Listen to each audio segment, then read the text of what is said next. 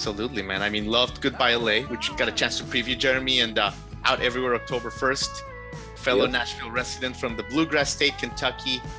You've been touring across North America this summer, and I'm sure more dates to come, man. So yeah, absolutely, Jeremy. Great to have you on the show. And just to give my audience just a little sampler of the kind of like quality music that you're bringing out, Jeremy. Here it is. Just a little few seconds here. I mean, it's great stuff, man. One after another. That one is good, but check this one out. Man, so many. Go on, man. Thank you. Love this one too, brother. Anyway, man, just a hit-making machine, man. Quality music, man. Welcome to the show, Jeremy. Thank you. Thanks for having me. Absolutely. So, Jeremy, this room you're in, what is this? Is this a room designed in your home for music? That's just my living room. Just a it's living kitchen, living room. Yeah. Just Yeah. hanging out. We just got back from tour on Monday night. And so, yeah, just kind of taking it easy for a few days. Absolutely. How was tour? How are the new songs being received? Real good. I like traveling. We haven't been able to travel in about a year and a half, so it's nice to get out, and Yeah. people seem to like it. Absolutely. So Jeremy, in other words, when you're songwriting, like in a place, like in your living room right now, like when you're working, because being a musician is work. I mean, people think it's all kinds of fun, but it's work. The actual work of writing lyrics the way you do you go like into a living room like you are right now, or do you go to your office? Do you wake up and you tell your family, your friends, guys, I'm going in there? Do you treat it like a 9 to 5 basically, or is it only kind of when the mood hits you, Jeremy? No, I've expressed this in these past few interviews that like I feel like you have to do something other than music to create good art. Same with painting or whatever, just my method, right? I have to go do something other than play music to make music, to gain inspiration, to gain ideas for songwriting. I don't sit down and like try to bang out a song. I don't do it. Yeah. I know that I'm going to do that. I know that I'm going to write another song. So I just wait, patiently wait, Yeah. Totally. So what kind of stuff, like what kind of arts like have you gotten into that have expanded like your musicality recently? I've been like listening to a lot of like early blues music lately, and it's really just like kind of opened the door for me, like becoming a more relaxed performer and a more relaxed musician, like to really find the art of these older guys. They really knew how to like use their words and use the chords correctly, Yeah. And so yeah, I've been listening to a lot of older blues music. I always listen to classic country, just what I like. But yeah. Yeah, totally, Jeremy. Yeah, absolutely. And let me ask you about Kentucky, Jeremy, because I feel like, okay, we've been in Nashville for about a year now. We're from Miami. Our show was in Miami, and we've discovered that Kentucky, man, some of our best friends and most talented musicians are from Kentucky. It's almost like a mecca. It should be referred to worldwide as like Memphis. Why do you think, first of all, that it's taking people so long to catch up with like, the gold mine of musical talent that is in Kentucky, Jeremy?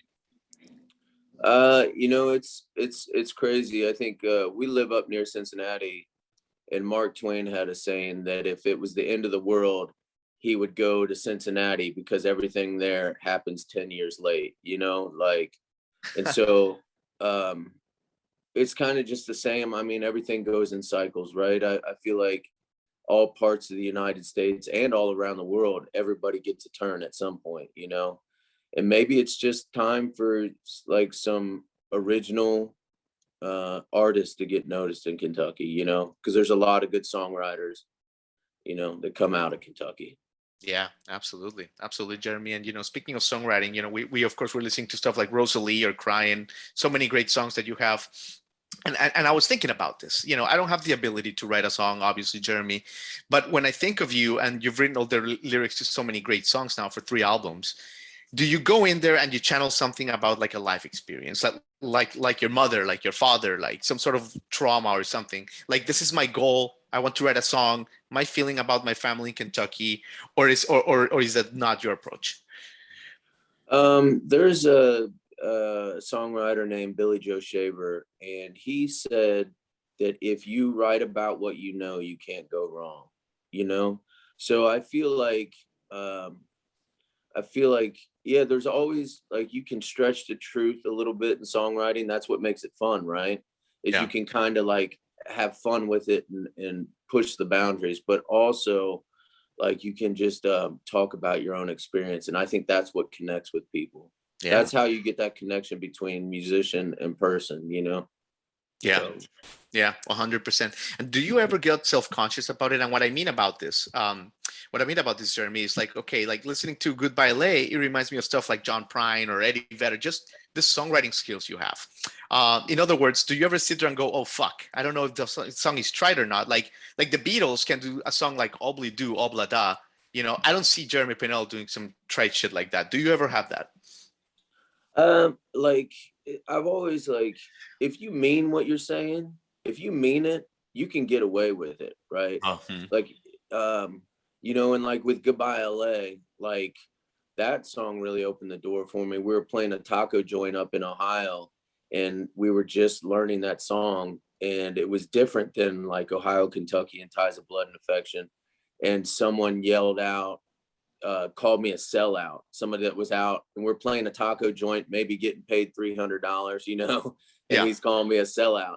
And then I was like a realization, like, oh, I'm just gonna play whatever I want. I'm gonna write about whatever I want, and if people don't like it, then I don't care, you know. Yeah. And it's kind of like, so feeling self-conscious or about anything I write, maybe a little bit, but I don't care, you know. That's great. Yeah, that's wonderful. That's wonderful, and it actually kind of goes to my next question because obviously this is your third album, and everywhere you go, you're picking up more and more fans, not only musical fans but critical fans. I mean, people love you, Jeremy. So I was wondering, when I was listening to like your first album, for example, OHK, Ohio, Kentucky, was it almost in a way more live? How do I word this? Almost more freeing when you were doing that first album because there were no expectations. Nobody knew who Jeremy Pinnell was. Now, there's anticipation for this record, and I heard it, and it's gonna be really freaking applauded, and it's gonna just keep going up. Yeah, with Ohio, Kentucky, I was just super green. Like I didn't know there. Right. Yeah, there was no limitations because I didn't know, you know. But Almost now like I a feel, beauty to it, right? yeah, yeah, there was like yeah, you're just kind of dumb about the world, you know, and like, and now that like coming into Goodbye L.A, like I don't like, I felt even more free making Goodbye L.A.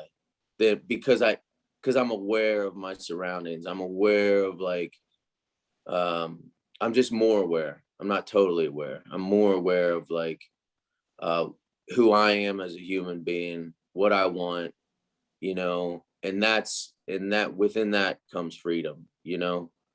Yeah. So I mean, both of them have their bits of freedom in them, you know. Yeah, absolutely. Jeremy, you're being so good with your time. Thanks. And I think there's a rumor you might play a song for us, but let me ask you this. You used to be a road warrior. Like before the pandemic, you were like hit every corner of the US. Of course, and the pandemic happened, and all that stuff. I see you just came back from tour, and like my audio audience won't see this, but you look really relaxed. You look like really homey. You look really cool, really chill. Was this like period last year almost in a way like healthy in the sense that balance, home in Nashville, road, like assimilating yourself to like a domestic life a little easier there? Yeah, I mean, it's had its ups and downs, just like with everybody, you know. But there was a part during the time we spent at home where I was like, okay, you can either like um, be self-examining, like you can take a look at yourself, or you can let everything eat you up. Like, what do you want to do, right? What do you want to do? Do you want to be better, or do you want to stay the same? You know, Right. and it's definitely been trying for everybody, and but I think having the goal of like getting a little bit better is a good What's the place to be. secret, Jeremy? Because in your life, you've always been like a risk taker in a good way. You've almost like taken stuff that 90% of the people would be afraid of, and you just go through it, and like you basically embrace the unknown. What is your secret to doing that, Jeremy, to grabbing fear and kind of like playing with it? I just feel like it makes you a better human being. I don't necessarily see myself doing that, but like you know, I think that's what connects you to other people, right? Is saying those things or doing those things that most people wouldn't do. And that's what really builds a relationship between people, Absolutely. yeah. So Absolutely, Jeremy. Well, listen, you're being so good with your time. Are you up for playing a song? yeah, I'd love to. And that'll be our honor. Thank you so much. We were supposed to see you in Acme, but we were covering a music festival and we just couldn't the schedule. All good. But man, Yeah. we'll be back. We'll be back next time you're in Music City jamming. That sounds good. I appreciate it. All right. Can you hear that all right? I can certainly hear that. We can't see your guitar. Let us see your guitar if you can real quick. All right. Yeah, it's look at that beauty. 1960s Barclay. Look at that beauty. Thanks, yeah, Jeremy. Yeah. All right. I'll just play Wanna Do Something off our new record. Wanna do something else, baby, but my mind keeps saying I can't. I just wanna have a good time, let my baby show me how she dance. She's taking me for the longest ride, Lord, I feel like I just wanna die. I wanna do something else, baby, but I can't, and I don't know why. I like laughing more than crying, 'cause I know we ain't living too long. You wanna hear about life, just listen to an old Jones song. He'll take you for the longest ride till you feel like you just wanna die. I wanna do something else, baby, but I can't, and I don't know why. Going left, going right, I've been up all night. The road got me praying for a 9 to 5. It's like I owe my soul to the company store. I don't understand why I'm doing this for. I won't lie, it'll take you for the longest ride till you feel like you just wanna die. I wanna do something else, baby, but I can't, and I don't know why. Wanna do something else, baby, but I can't, and I don't know why. Wanna do something else, baby, but I can't, and I don't know why. Unbelievable. Jeremy Pinnell, Goodbye L.A, man. That record is going to resonate for a long time. Congratulations, man. Thank you. Absolutely. Talk soon. Yep. Thank you.